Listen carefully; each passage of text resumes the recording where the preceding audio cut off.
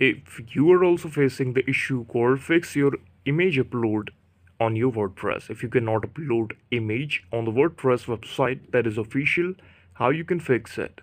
Firstly, if your account is active and you can see the image upload section, but even after you select every image, you cannot add the image actually on your account.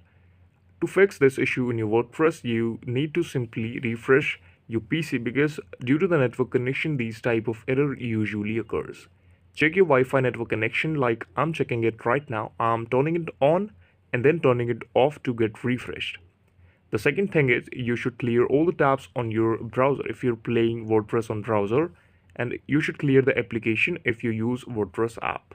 Then click on start button to simply restart your PC. That will refresh all of the background applications and the internet connection also. In the last, you should run a run file here to get all data of your background application. You should refresh it from this setting or this menu. This is all about the video. Thank you so much for watching it, and please subscribe to the channel for watching more updates, reviews and videos like this.